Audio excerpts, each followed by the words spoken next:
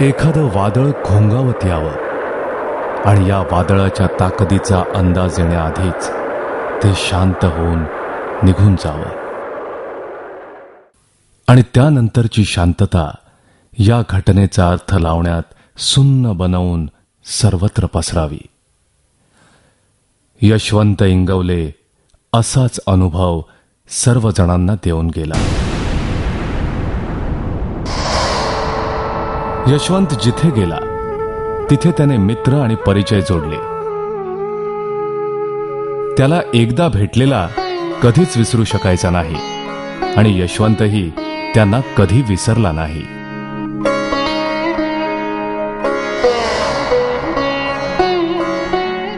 घरातील बिकट आर्थिक परिस्थितीमुळे त्याने लहानपणीच मोठं बनण्याचा निर्णय घेतला असावा. कोणत्याही परिस्थितीत पुढाकार घेण्याची त्याची सर्व परिचित वृत्ती इथपासूनचीच असावी. त्याने यमी फास्ट फूड्स म्हणून फास्ट फूड कॉर्नर सुरू केला. कोंबडी वडे ही त्यांची खासियत.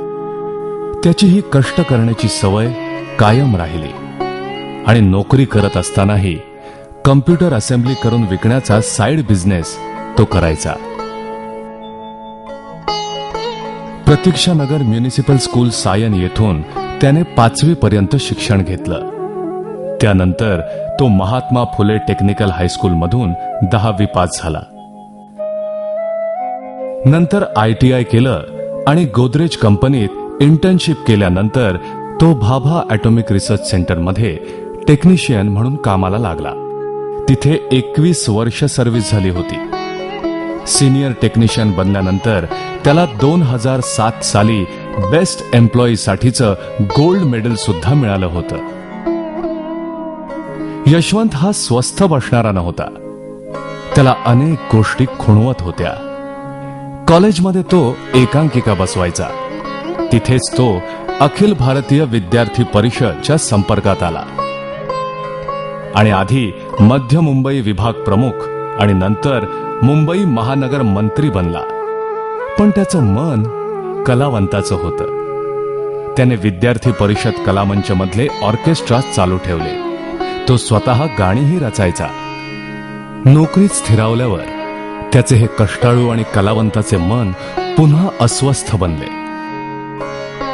स्वदेशी मेळावा या भाजपने आयोजित केलेल्या कार्यक्रमातून सार्वजनिक जीवनात पुन्हा त्याने शिरकाव केला होता. पण त्याला संधी मिळाली ती गीत रामायण ह्या कार्यक्रमातून आणि त्याचं पुन्हा कला क्षेत्रात या कार्यक्रमातूनच आगमन झालं. पेटवी लंका हनुमंत, पेटवी लंका हनुमंत.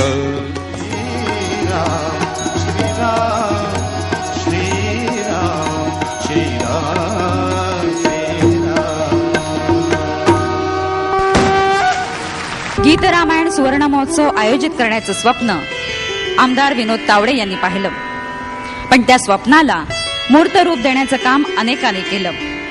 पण त्या अनेकांना आपल्या बरोबर घेऊन प्रत्येकाच्या प्रतिभेचा योग्य वापर करून या महोत्सवाला आपल्या समोर इतक्या भव्य दिव्य स्वरूपात सादर केलं ते आमचे या महोत्सवाचे कल्पक दिग्दर्शक माननीय यशवंत इंगवले. त्यानंतर मात्र त्याने खरोखरच मागे वळून पाहिलं नाही. त्याची पहिली शॉर्ट फिल्म प्लेग्राऊंड आली.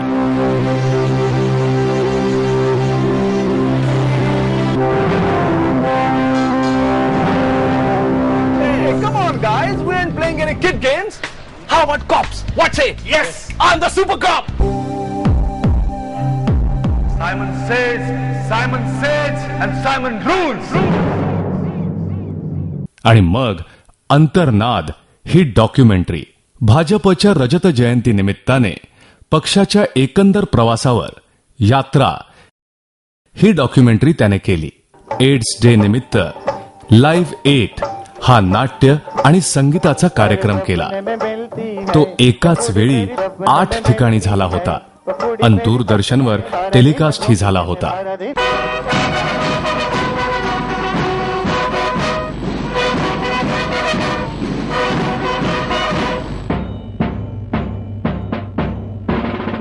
राष्ट्रीय स्वयंसेवक संघाचे सरसंघचालक गोळवलकर गुरुजी यांच्या आयुष्यावर तपस्वी ही डॉक्युमेंटरी त्याने बनवली. वेदप्रकाश गोयलांच्या आयुष्यावर आधारित जीवन दीप जले ऐसे हा डॉक्यू ड्रामा त्याने बनवला.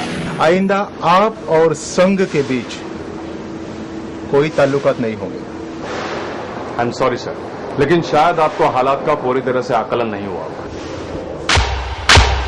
मैं वेद प्रकाश गोयल अभिमान से कहता हूं कि मुझे संघ की विचारधारा पर पूरा विश्वास है और जीवन भर इसी विचारधारा पर चलने की मैं पूरी कोशिश करूंगा. मुंबईतील 26 जुलै रोजी झालेल्या हाहाकारी पावसाच्या परिस्थितीवर त्याने 26/7 ही डॉक्युमेंटरी बनवली. ही डॉक्युमेंटरी आंतरराष्ट्रीय चित्रपट महोत्सवात दाखवली गेली. Like a tree, each Mumbaikar needs a place to take roots and to grow, to branch out. That space is contracting. Nutrition that enriched these roots is drying up. The biomass created is more than what can be held by the reclaimed land. The tree is losing its roots, losing its soil. Gradually, the water beneath will spurt up to claim the land reclaimed. इतने परेशान है कि हमारी आंख से आंसू भी नहीं निकलते है टाइम. कोई नहीं कर रहा है मन, कोई नहीं कर रहा है. मैं इंतजार करी थी, तेच इंतजार बनाए थे, अभी भाग के सब गए. मुंबईतील नष्ट होत चाललेल्या गिरण्यांच्या विषयावर युगांत हा माहितीपट बनवला. न्यूयॉर्क फिल्म फेस्टिवलमध्येही या डॉक्युमेंटरीला मानाचं स्थान मिळालं. श्रीराम, सीताराम, इंडिया युनायटेड अशा मिल्सच्या नावांचा दबदबा संपला. पाळी बदलण्याच्या वेळेस खाली मान घालून रेल्वे स्थानकाच्या दिशेनं निघालेल्या गिरणी कामगारांच्या झुंडी इतिहास जमा झाल्या. गिरण्यांची धुरांडी अँटिक पीस सारखी दिसायला लागली आणि पाहता पाहता गगनचुंबी इमारतींनी गिरणगाव व्यापलं. अनेक स्टेज इव्हेंटही त्याने केले. स्मिता पाटील हिच्या आयुष्यावर आधारित मूर्तिमंत अस्मिता त्यानं बसवला. त्याचे प्रयोग अमेरिकेतही झाले. शक्ति के लिए गाना करने हम लोग ऊटी गए हुए थे. तो तालाब के किनारे वो गाना दृश्य उसको फिल्माया जा रहा था और अचानक बारिश आ गई तो हम सबको काम रोकना पड़ा. तो हम लोग दोनों एक ही गाड़ी में बैठ गए और वहां वो अपना उन्होंने कैमरा निकाला और उसको पूरा सब उनको ज्ञान था. कहाँ से खोलो, पूरा लेंस खोलो, उसका हर एक पुर्जा निकालो, उसको कैसे जोड़ो. मुझे बड़ा ताज्जुब हुआ. मैंने कहा आप ये सब कैसे जानती हैं? तो मुझे बहुत शौक है कैमरा में. फुलोरा आवाज कुणाचा हा शिवसेनेचा कार्यक्रम. श्रीनिवास खळे यांना श्रद्धांजली देण्याचा कार्यक्रम. अजूनी अंबरात बगळ्यांची माळ फुले अजूनी अंबरात. मोहम्मद रफी अवॉर्ड फंक्शन सलग 3 वर्ष त्याने केलं. जीवन सन्मान हा बॅकस्टेज आर्टिस्ट साठीचा पुरस्कार सोहळा त्यानं केला. सप्तरंग मराठी भाषा दिवस निमित्त मराठीच्या पोतडीतून हा कार्यक्रम. तसेच मॅकडॉनल्ड IPL 2010 या जाहिरातीही त्यानं केल्या. साम टीव्हीसाठी डेंजर झोन ही मालिकाही त्याने केली. लहानपणी पाहिलेल्या अब्दुल्ला ह्या चित्रपटामुळे त्याने फिल्म बनवण्याचं स्वप्न पाहिलं होतं. आता शॉर्ट फिल्म डॉक्युमेंटरी करत असताना मोठ्या पडद्याचं स्वप्न हाका देऊ लागलं. त्यातून त्याने पहिला संपूर्ण लांबीचा चांग भलं हा मराठी चित्रपट बनवला. खरं तर मराठी माणसाच्या अस्मितेवर पुन्हा एकदा फुंकर घालायची गरज आहे. त्यांना थिएटरकडे खेचून आणण्याची ताकद आपल्यात निर्माण करायला हवी. त्यानंतर त्याने दिग्दर्शित केलेला विघ्नहर्ता श्री सिद्धिविनायक हा त्याचा पहिला हिंदी चित्रपट.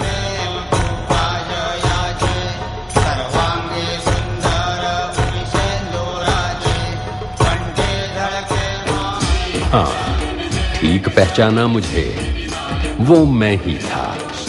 तुम्हें हर जगह अलग अलग रूप में मैं ही मिला. गेल्या वर्षी पूर्ण केलेला काजळी हा मराठी चित्रपट दुर्दैवाने त्याचा अखेरचा चित्रपट ठरला. काय सारखं चित्र काढत बसलाय? अभ्यास कर.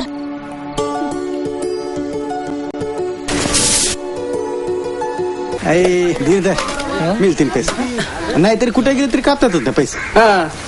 नाही तर कंत्राटदार खातो समतीकडं.